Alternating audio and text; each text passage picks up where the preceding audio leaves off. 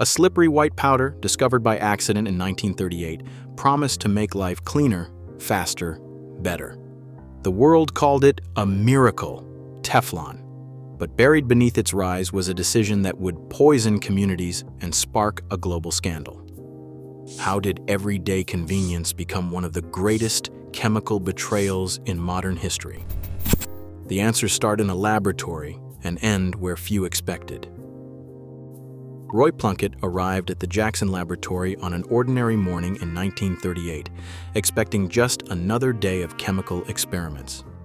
Working for DuPont, he was searching for better refrigerant gases, a project filled with routine tests and pressurized cylinders. But when he opened one cylinder of tetrafluoroethylene, nothing came out. Instead, inside he found a strange, waxy white powder coating the metal walls.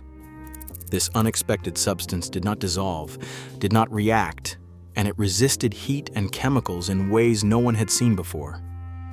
Plunkett marveled at its slipperiness, jotting down notes about a material that refused to stick to anything, not even itself.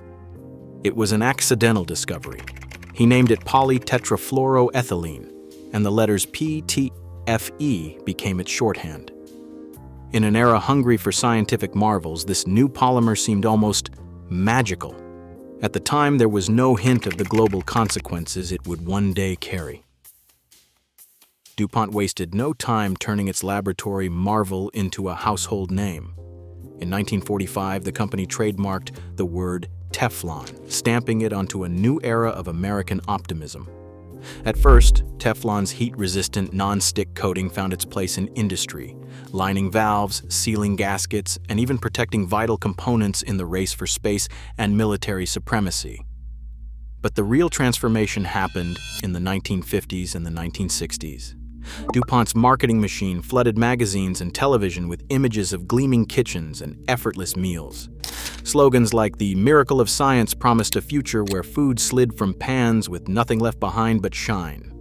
Teflon-coated cookware became a symbol of modern convenience, finding its way into millions of homes.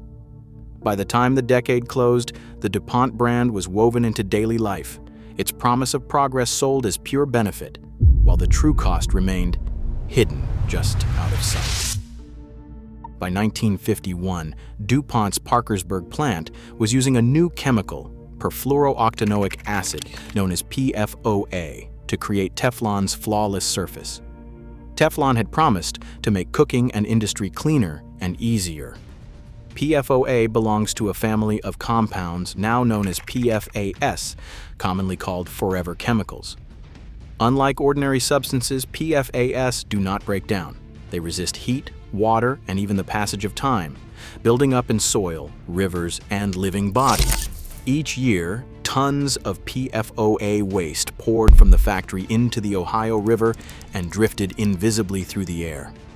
Once released, these molecules did not simply disappear. Instead, they slipped quietly into the environment, entering drinking water and accumulating in plants, animals, and people.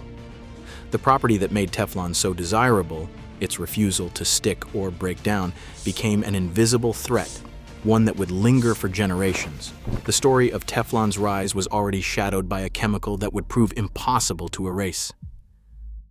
Cows began to die along the muddy creek behind Wilbur Tennant's farm, not one or two, but nearly 200 over several years.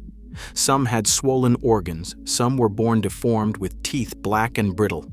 Tennant, a lifelong farmer in Parkersburg, West Virginia, watched helplessly as his herd wasted away after drinking water that flowed downstream of DuPont's landfill. He grabbed a camcorder and started recording. On those tapes, cattle staggered through fields, their hides marked with tumors and open sores. Tennant sent carcasses to veterinarians who found chemical burns in stomachs and livers. He documented everything: dead calves, poisoned streams, the stench of rot. Neighbors, too, began to whisper about sickness. Children developed mysterious rashes. Adults suffered failing kidneys. Dogs lost their fur. The evidence piled up, but answers were nowhere to be found. For Tennant, the tragedy was no longer just about cattle. It was about the safety of his family and his entire community. Rob Bilott sat in his Cincinnati office, sifting through a box of videotapes and veterinary reports from Wilbur Tennant. For years, Bilott had worked on the side of chemical companies, but the evidence from Parkersburg was impossible to ignore. In 1999, Bilott filed suit against DuPont, launching a legal battle that would soon draw national attention. The discovery process forced DuPont to hand over thousands of internal documents. What Bilott found was staggering. Decades of studies, confidential memos, and warnings about PFOA's toxicity were in those files, records that showed DuPont knew far more than it had ever admitted. The case was no longer just about dying cattle. It was about what DuPont had chosen to keep secret. DuPont and its spin-off Chemours faced a tidal wave of lawsuits from residents and workers exposed to PFOA. In 2017, the companies agreed to pay $671 million to settle more than 3,500 personal injury claims, one of the largest payouts ever for chemical contamination. This story dominated national headlines and inspired the film Dark Waters, forcing the public to confront the scale of the damage. Even as PFOA was phased out, DuPont introduced a new chemical called Gen X and promised it would be safer. But early studies and regulatory warnings suggest Gen X may carry many of the same risks, leaving communities to wonder if history is repeating itself. Today, traces of these chemicals linger in water, air, and bloodstreams worldwide. Regulation evolves, but the cost remains. Convenience is fleeting. Its consequences, as science shows, are anything but.